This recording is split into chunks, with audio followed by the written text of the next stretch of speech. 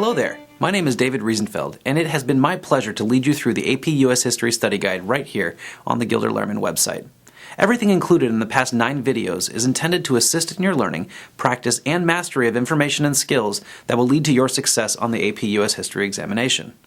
This final video outlines Period 9 of the AP US History exam. We will examine the nation between 1980 and the present day. Let's take a look at the language from the AP to get us started. As the United States transitioned into a new century filled with challenges and possibilities, it experienced renewed ideological and cultural debates, sought to redefine its foreign policy, and adapted to economic globalization and revolutionary changes in science and technology. Let's start our discussion with theme number 1, a new kind of conservatism in America. The 1980s provided a background for social and political conservatism that grew to prominence in the U.S. Its message focused on defending traditional social values and rejecting liberal views about the role of government. We'll start with Ronald Reagan's first inauguration in January of 1981. The Reagan administration's domestic policy reflected a shift from Carter's views on social issues and economic policy. Reagan's economic programs involved a series of changes that would have great impact. In a nutshell, Reagan's economic policy platform pushed for widespread tax cuts, decreased social spending, increased military spending, and the increase of deregulation of domestic markets. After the turbulent years of the 60s and 70s, many Americans wanted to return to traditional values. The moral majority movement drew strength from conservative Christians and focused on social issues such as pro-life beliefs, prayer in schools, and what became known as family values. Reagan's popularity proved a boon for his vice president George H.W. Bush, who was elected on a no new taxes platform in the 1988 election. But the stock market crash of late 1987 made that a difficult promise to keep. President Bush was confronted with an unsettled populace looking forward to an unknown post-Cold War world, unemployment rates that were steadily increasing, a rising welfare population, and a national deficit that was growing quickly. During his administration, the first President Bush modified his campaign promises and signed legislation to raise taxes with a series of new taxes aimed at chipping away at an annually growing federal deficit while increasing the minimum wage across the nation. The election of Bill Clinton, who defeated George H.W. Bush after his first term, signaled a change in the mood of the electorate and presidential priorities. The Clinton administration had 3 primary domestic policy goals. First, it was balancing the federal budget and creating a surplus. This involved spending cuts and tax increases. Next, we had the expansion of technology and the internet. The nation was at the start of its experience with the dot-com boom, and society began to change dramatically. Next, we have trade between the U.S., Mexico, and Canada. The enactment of the North American Free Trade Agreement, or NAFTA, changed the way that the United States operated with their northern and southern neighbors, and had a decided effect on American industry. The race between Vice President Al Gore and George W. Bush to follow Clinton's 8 years was almost too close to call. Following a Supreme Court decision, George W. Bush took over the presidency of the United States. Though President Bush entered the office with a moderate agenda, some in his cabinet had deep conservative roots that stretched back several presidential administrations. The Bush administration implemented economic programs that did several things.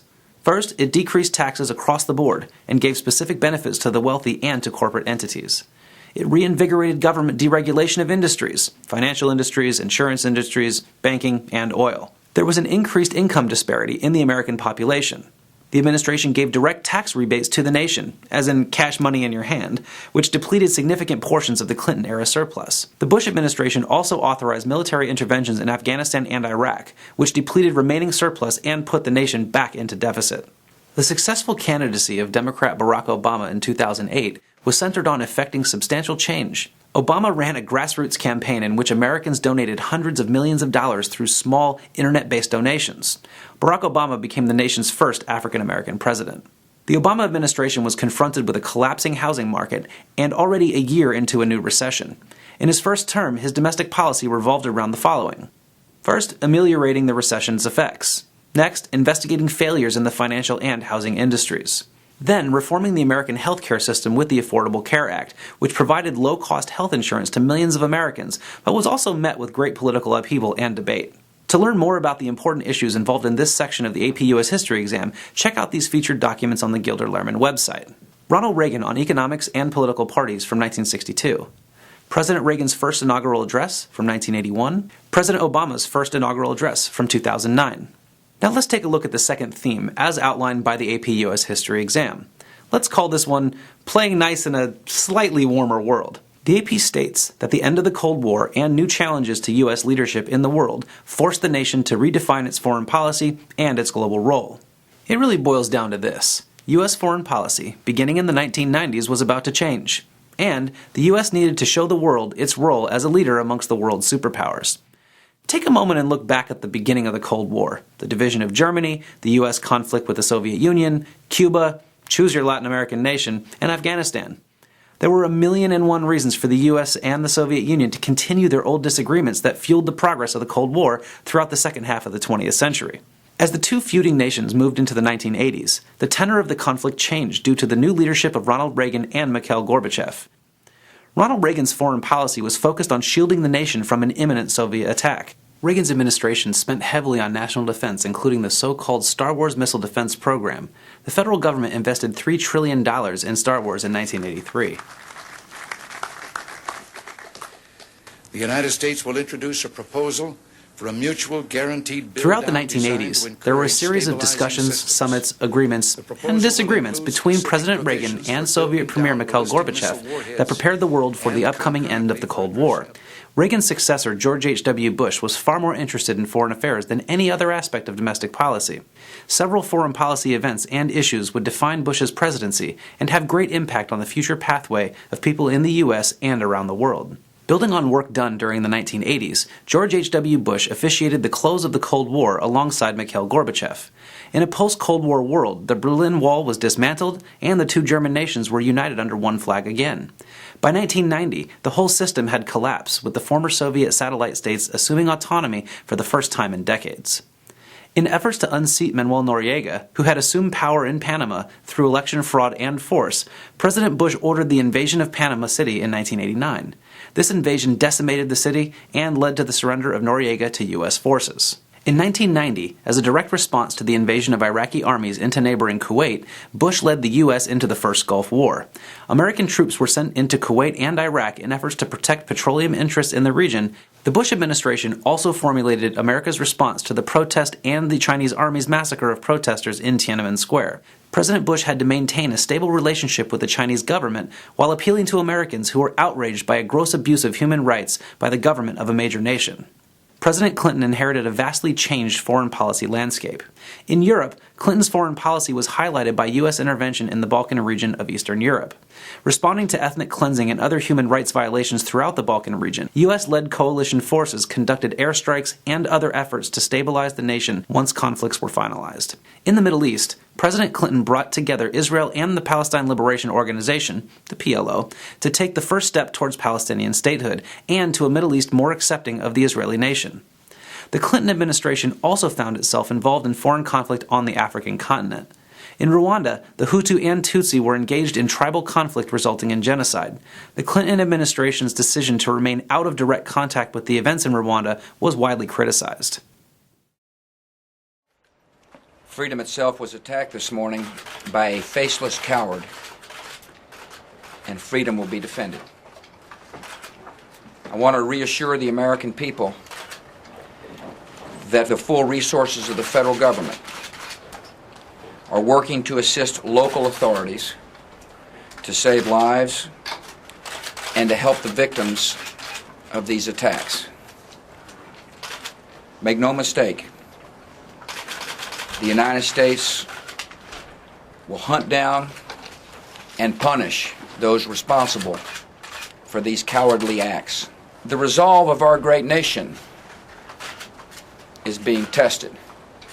But make no mistake, we will show the world that we will pass this test. God bless. Now I'm going to talk about the United States foreign policy in the world after the horrific events of September 2001. In the aftermath of the tragedies in New York, Washington, D.C., and Pennsylvania, President George W. Bush introduced the American War on Terror to locate and bring to justice those responsible for the taking of American lives on September 11, 2001. Today we take an essential step in defeating terrorism. On the domestic front, the Patriot Act was passed. The Department of Homeland Security was established, charged with protecting the nation against known and unknown foreign threats. Critics saw these developments as limiting civil rights, but proponents saw them as safeguarding American lives. The United States then engaged in two prolonged conflicts. Afghanistan starting in 2001, and Iraq starting in 2003. When President Barack Obama took office, his foreign policy included important shifts from the previous administration. He presented a timeline for the scaling back of American military involvement in Afghanistan and Iraq. The president pledged to reduce the population of detainees in prison camps at Guantanamo Bay, Cuba. The Obama administration worked to advance the Middle East peace process, involving the Palestinian state and Israel in discussions.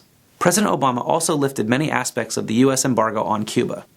To look further into different documents regarding U.S. foreign policy, check out the following: Reagan's speech, Tear Down This Wall, from 1987, Discovering a Mass Grave in Iraq, from 2003, Christmas in Kuwait, from 1990, and George W. Bush on the 9/11 attacks, from 2001. Now we come to the last of our themes, A Changed Nation, America in the 21st Century. Moving into the 21st century, the nation continued to experience challenges stemming from social, economic, and demographic changes. There were important shifts in immigration policy throughout the 1980s that led to new legislation in 1990. The expansion of the Immigration and Nationality Act of 1965 sharply increased the numbers of immigrants that would be granted entrance visas by the U.S. government.